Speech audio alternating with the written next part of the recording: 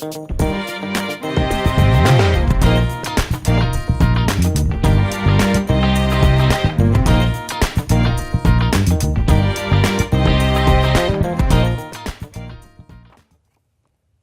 everybody, my name is Sharon Quinn and I'm also known as the original runway diva, and you are watching Model Behavior. Class is officially in session.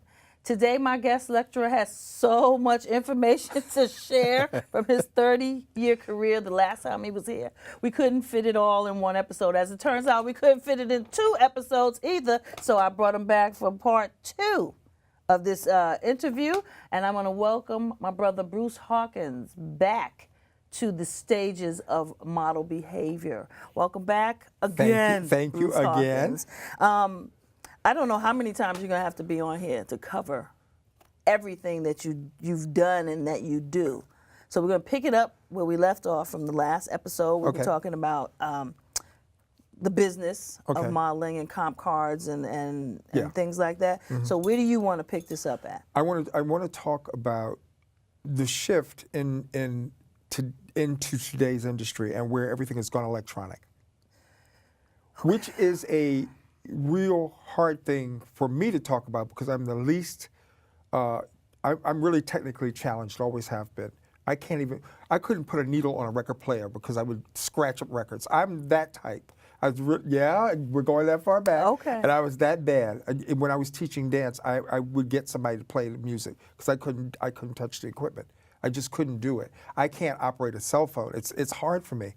That is my weakness, and I'm entitled to it, and I'm owning it. I'm not sitting in judgment of you, but I want to know how you manage in a technical age, and you consider yourself to be a non-technical person. Well, I learned very quickly that you can't take your money out of an ATM unless you know how to operate the ATM machine. That's the beginning of technology for me.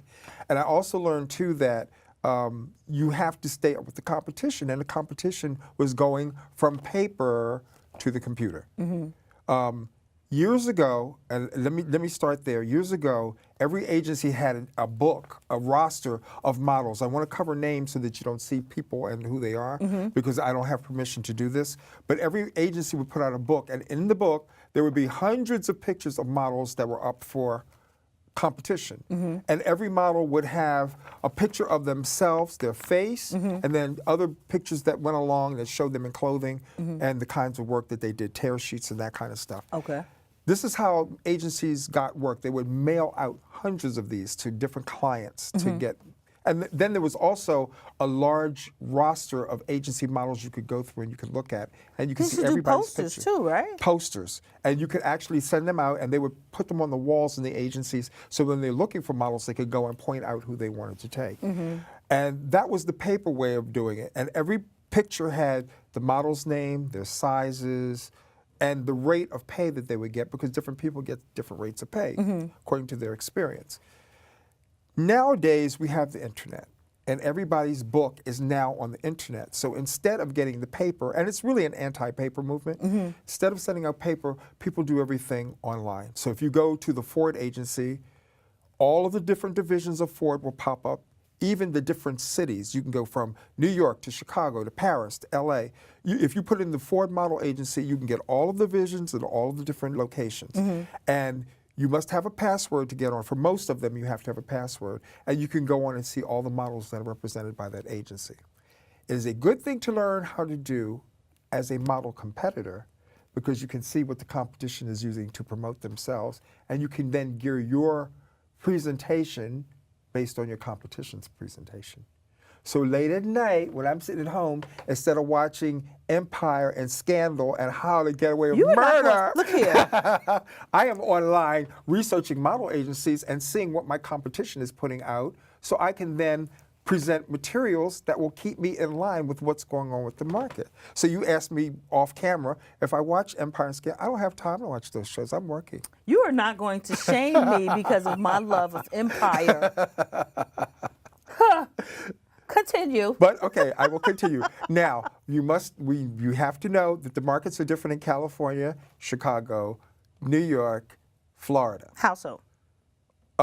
Different types of models for different things. Florida is beachwear, half nude. Everything is half naked because everybody's out in the sun, running on the beach. So the models in that area are body conscious. New York is more product conscious because you're selling hard products in studios. You're not outside in the elements because the weather is very unpredictable here for shoots. So usually you're indoors and you're usually shooting in sets or something that's been built like a kitchen or otherwise. California is more outdoorsy, so you have more family stuff going on. So this is all commercial print that you're talking about? All commercial print I'm talking about. Fashion can happen anywhere, and usually they take you on location in fashion, but it's usually booked out of either LA or New York.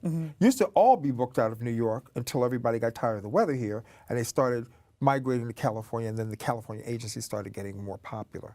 So now there's a real fashion industry in LA as well as in New York. A lot of people fly back and forth between the two. Okay, okay. Then you have your Europeans, which is something totally different. You have your Paris planning, those agencies that are over there, and that is more for the high fashion stuff that's very extreme, and you usually have to relocate as a model and go there and live and work and test and do everything and build your book over there because the American catalog stuff not going to fly over there. Right, okay. But the exact opposite happens. If you go over there and build your book with all this extreme stuff and you come back to the States, people look at you like, whoa, we have an exotic one here. How can we use them for our JCPenney's campaign? And they flatten you down and make you all American. And but so does that work against you though?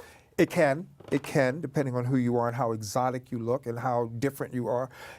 For American markets, you can't be too far off of what the average American looks like because we have a tendency to get threatened. What does the average American look like? Well, it's broadened. The perspective is broadened, but you don't see the extreme makeup and hair and clothing is not as extreme here in the States because we tend to be a little narrow. Okay. So, and your big money-making paying clients are the Sears, the JCPenney's, the Targets. They pay out millions of dollars in model fees. You know what I'm saying? And people think, oh, well, I need to be on the cover of some, Elle and those are prestige bookings. Yeah. Those are not money-making bookings. Those are prestige I try to impart that every time. It's like it's lovely to be on the cover. Yep.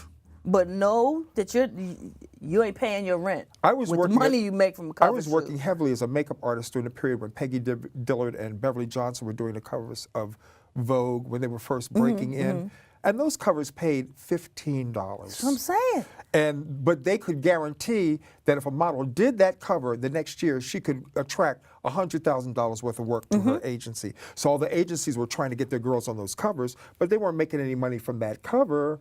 But the money comes later on down the road. When JCPenney sees you on a Vogue cover, they want you in every one of their ads. Or when a Target sees you, they want you in all of their ads. So then Target is going to pay you $10,000 a day to do their catalog. And you're talking about numbers that come with being on the cover of a quality, a magazine that, and I dare I say, industry standard, like a high-end industry standard. And there's only about 10 of them. There's only about 10 of them, to be honest.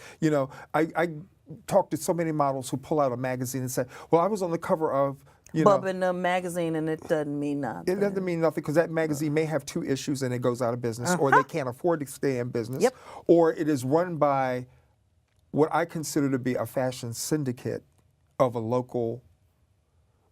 Some cities have their little fashion syndicate, so everybody in a certain city, all the designers in that city get together, and they have a little syndicate, and they publicize themselves in these kinds of publications, and it looks good locally, but you bring that to a New York cast, and they look at you like you're out of your mind. Nobody doesn't know. What is this? What cover is trash. This? When I first signed with Wilhelmina, I had gotten the only cover that I've ever gotten in my life, and that was for Belle magazine, which is no longer in publication, but Susan took a look at that. She said, "Okay, yeah. Well, we're not putting this in your book." And you're talking about Susan your Georget, head booker. yeah. My head booker. She was like, "Well, we can't really."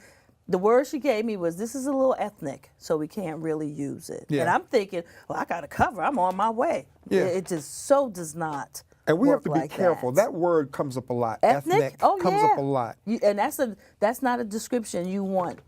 Yes. Stuck on you. Yes. Because it's hard to shake it. And let's make the distinction that somebody saying that you're ethnic is not a bad thing. Right. There are some beautiful models who I would consider to be totally ethnic, and that is their thing, and they can make millions on being that, an Alec Weck.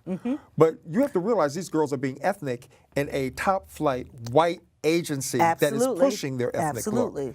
But if you go to a black agency, you're just another black girl in a black agency that may not respect or admire that particular kind of beauty. So you're not going to make the same kind of money. So you have to really place yourself very strategically. Yeah, and they weren't talking about me being ethnic in an African sense. I had my little asymmetrical bob. I look very colored, very black. I'm not, I'm not hiding from that. I had a gap in my teeth and stuff, and she was just like, yeah, we can't really sell you with this. Yeah. So we're gonna opt to not put this. As a matter of fact, I had a whole bunch of tear sheets. They didn't use any of them. I had to shoot all over again. It was like I didn't have any pictures. Yeah. at But all. then your agency sends you out to test. Absolutely. And they send you to their photographers that can create the images that they want for their agency. And we have to talk about that also. Agencies, every agency should be different. If you are a freelancer or if you're a person who's not signed to an agency, every agency has its strong points, and you have to do your homework instead of watching Scandal and Empire. You have to sit on that computer and do your homework. You have to get on the computer and do your homework and find out what the agency's strong point is. Ford was built on catalog. So their people are going to be very cookie cutter looking, very conservative, very aquiline features. And very skinny, even if you're plus. You have to fit those clothes. You have to fit those samples. And the agency is not going to say to you, oh, you need to go on a diet. No, they're not doing that. They're not even going to accept you unless you can fit the sample, because they're just going to blindly send you out, and you have to go in, fit it, and do the job and be perfect. And if I'm not mistaken, I know I keep saying back in the day because that's when I was working and that's what I'm more familiar with. There was that top agency that if you didn't bring in the sort of revenue that they were looking for within a year, you got cut. Bye-bye. And it still goes on to this day. And folks don't understand. You want to be signed, but if you get signed and all you're doing is sitting up on their board and you're not working anywhere, come next year, you're going to be gone. Unless you're related to somebody in the agency or unless you're partnered to somebody in the agency, that's a nice way to put it. You're going to be bye-bye. Yeah, they don't want you just sitting there. You have to be bringing in some money. But there's nothing wrong with being bye-bye, because sometimes bye-bye will send you to an agency where you'll really be used. And I was talking about that with a guest that I had on earlier. It has to be, the fit between the model and the agent has to be a good one. It has to be a good fit. Yeah, and this is the sort, as a smart model, this is the sort of stuff you're looking for. Yeah. So if you sit down with a potential agent and the vibe is not right, Yeah. even if they offer you a contract, maybe that's not the contract that you should take. And you shouldn't always take a contract. Sometimes you're better off as a freelancer because you can work with more people and get all of the calls, except if you're signed to that contract, you're only getting what's coming in that agency. If and it's they're only exclusive, letting you, they're only going to let you take what comes into that agency. And yeah, you can bring business with you, and it may not be the business that they want. And consequently, they'll turn your clients on to somebody else. Yep. I had an agent one time who knew I was booking heavily, and I don't talk about the business to anyone, not even my personal friends. My friends, some of my friends know the years that I've worked, but they don't know how much stuff I've done. So I don't really talk about it because it's very personal and private to me. But I had one agent actually say to me, we really love you, we want to represent you. Now, I didn't really get it at the time because the agent that was saying this to me was a model as well, and was somebody who would be my competition. Didn't catch it. So I walk out there happy. I got an agent.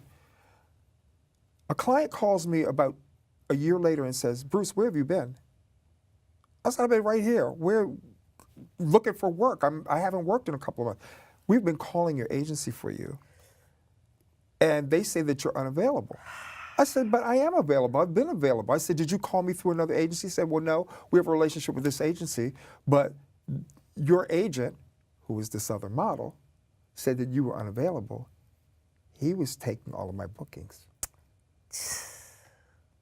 So I went for a whole year before I found this out. So they didn't drop me, I dropped them. And I went to somebody else. Yeah, and this goes on all the time. All the time. All the time. And I'm sitting there, a client, an advertising agency came to me and said, we have a job coming up that we want you to do. And I said, okay, what's it about? Well, it's a national campaign and you're perfect for it.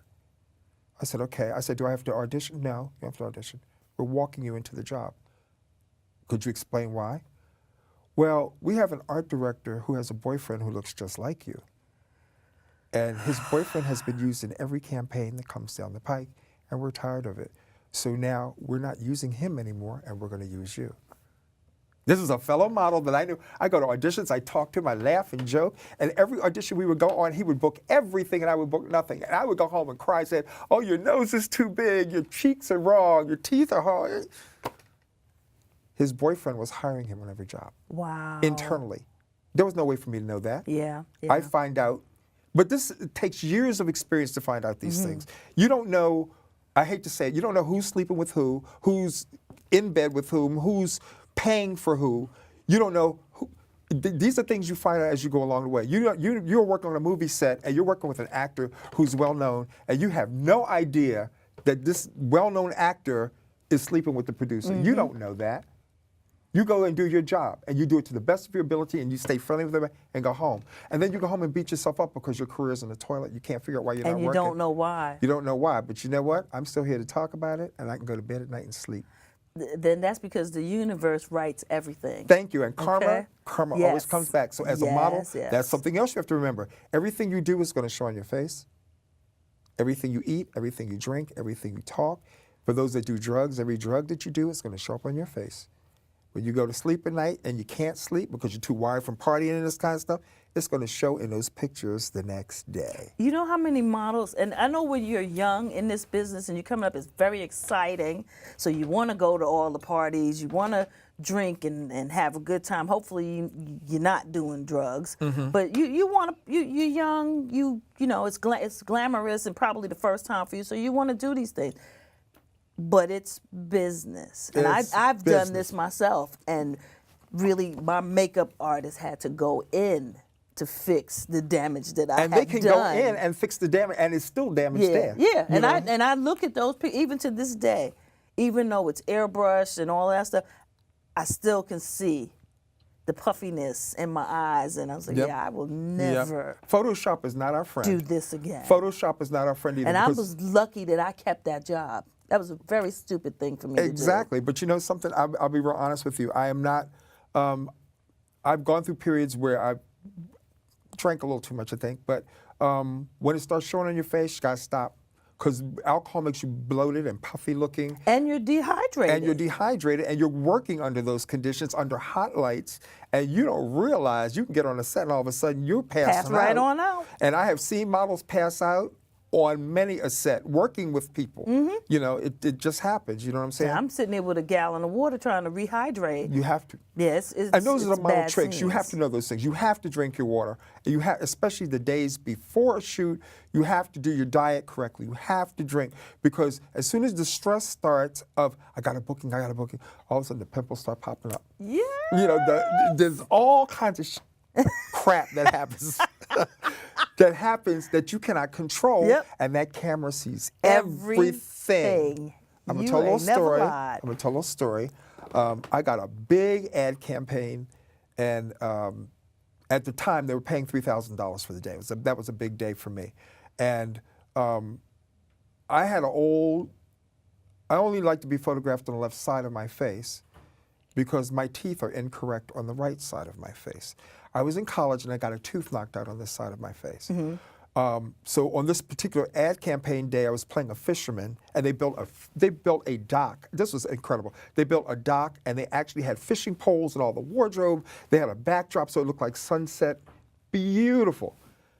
They brought us in and they said that you're the head, you're the focus of this campaign, but you have two other guys with you. We're going to turn them in profile, and you are facing the camera. Big, big product.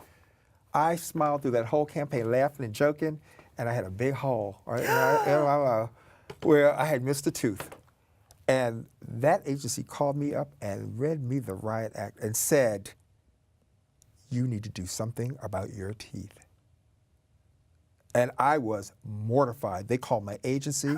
Agency dropped me, and I had to get false tooth made to go in my mouth. And I am a person who pushes everything out of their mouth. I was pushing the false tooth out of my mouth. I can't stand the feeling of it. So I had to have a flipper in my makeup kit that I would stick in my mouth. Stop.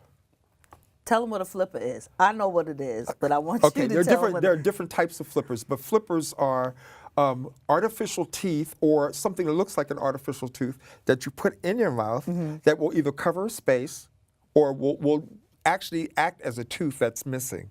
Okay. So if you're missing teeth in your mouth, you put a flipper or a bridge in that makes your teeth look perfect on camera. But your teeth are not perfect. Nobody has perfect teeth. Nobody has perfect skin. That's just A myth. Yeah. the older you are, the longer you live, they fall apart. You Yeah. know, so you have to deal with it. But that was a learning lesson for me, and I made sure that in my makeup kit I have a flipper. When I go to when I would go to auditions, I didn't have my I lost my flipper. What do? I used to chew gum, and I would mold it and stick the gum There you right up go. in that hole, and nobody would. I'd smile for days, and you never know I was missing teeth. I had to learn how to smile. I had to learn how to press my top teeth into my bottom lip, so they look straight across. Actually, my teeth are very jagged, and as I've grown older, they get more jagged, so you have to learn when you smile. So you never thought about getting braces or any of that stuff? Well, early on? there was a time when, as a member of the unions, I'm a member of the Screen Actors Guild, there was a time when we had top-notch dental insurance, and you could go get your mouth completely redone because you're always on camera. You're Well, not doing that now? they took that away. They took that away. So we don't have that insurance anymore. And working as a model, you're a freelancer, you don't have a dental plan, you don't have health insurance. We don't have that stuff as freelancers. So if you don't have it on your own, Wow. what are you going to do? You know what I'm saying? Man. And there are other things now that you can buy. You can buy dental accessories you put in your mouth, yeah. you know, and I have those in my makeup kit and stuff if I need to use those. But as a model, you're responsible for the condition of your skin, your hair, your teeth, your nails. You are responsible. You cannot go on an audition and show any weakness. So if your nails are busted and you're walking across the table, you put your materials there and they're looking at your hand and see the dirt under your fingernails, forget it. You ever see that? I know you've seen it. I know you see it. You walk in and you're a girl and you have on heels or you have on slingbacks and you have crusty feet.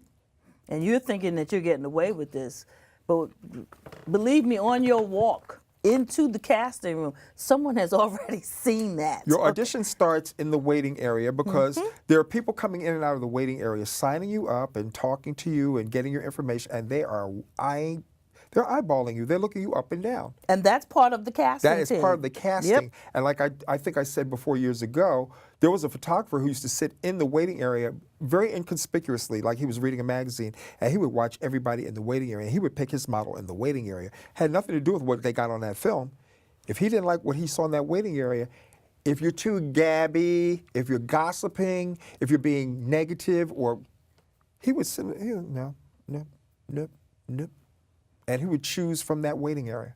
You have to be on from the moment you step off the elevator, you're on. Yep. Yep. Now, do you have any people along the way that helped and supported you as you did your thing? I came into this industry starting in the 70s when the doors were open. You could walk into anybody's office. The people who helped me, Wilhelmina Cooper, Eileen Ford.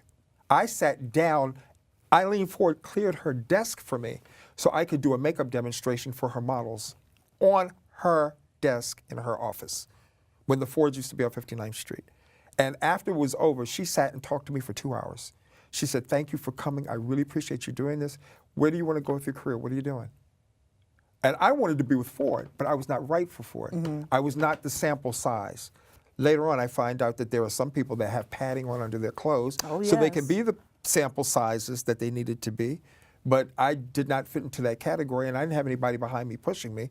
But she gave me advice that I'll use to this day. She told me stay on top of your business, always watch your money, have a good relationship with your agent, whoever's setting you out, and have a good agent. Don't go for just Joe Blow. Just to be signed. Yeah, just to be signed with somebody. Keep freelancing until you find the person you fit with. Say that again, please. Yeah, you can't, the agent is just as important as you are, and you have to have a good working relationship. I have one agent that I've worked with, Danielle Corwin, that I love, and I've been with Danny 30 years as a parts model and doing everything parts I do with her. And Since we're talking about parts, yes, okay, Now, what do you need? Because, you say you can do parts modeling, and then everybody's sitting there and they all looking, well, hey, I could do that. No, you can't. Explain what goes into that. Your hands need to be proportional. My hands are 63 years old now, so. They don't look 63. Yeah, but they are. They're 63 years old. Your nail beds need to be proportional to your fingers. Yeah. Some people have really enlarged nail beds, or they have nail Really beds that are short very ones. narrow, or nail beds that are very flat. You have to make sure that your nail beds are very proportional to the skin that grows around them, A. Your fingers need to be proportional. You can't have bad knuckles. Some people have knuckles. Stop looking at your hands, Sharon, because I'm not looking at them. Everybody has veins. We all have veins in our hands, but you learn the model tricks of before you shoot, you hold your hand up and you try to hold products up as opposed to down, because when you hold your hand down, That's then the where the veins start blood popping goes, and the yeah. blood goes into your hands and you circulate. The skin needs to be evenly colored on your hands. So just like you go out and get a suntan, you have to lay your hands out and get your hands evenly colored. You make up your hands just like you do your face sometimes for some products. I have what's known in the business as cosmetic hands, which means I handle jewelry and cosmetics. So my nails have to be perfect. I have to be manicured constantly. I don't manicure when I'm not working. But when I'm working, I have to have a top-notch manicure so you get all the cuticles are perfect, all the lines around the nail are perfect. So do you use gloves and stuff I did when at you one wash point. the dishes At and one all point, that? if I have a real important booking, I'll put them on the day of after the manicure. But I don't walk around the street in gloves and stuff. I do know people that do that 24/7. I would never do that. No. And real quick, because we coming up on that 2-minute mark, does the same thing apply for legs and feet and all of that? Anybody part that you're going to use must be photographed, must have a comp card, and it has to be perfection in terms of proportion, the skin, everything has to be perfect. So needless to say, not everybody can do. Now, you may think so, but you can't. Yeah. You can't have a size 12 foot when the samples are made in an 8. You can't. Well, there goes my foot modeling career. Okay. Well, it depends. There are large size catalogs that use that. Tell anybody using my feet. Okay. Yeah. Anyway, we are almost out of time. I'd like to thank my guest, That's not fair. Brother Bruce Hawkins, for sharing his industry knowledge with us for a third time. Now, before I go, I'd like to leave you with a few thoughts as always. Remember that you can't change the game until you first learn the game. Always, oh my God, always, please surround yourself with positive people and positive things. Do what you love and love what you do. And lastly, be a sponge. Soak up all this knowledge. Watch this show, soak up all this knowledge that we give it to you for free. Don't forget to like us on Facebook. Follow us on Instagram, Twitter, and Pinterest. Thanks for watching Model Behavior, and I'll see you guys next week. Class is officially dismissed. Bye, y'all.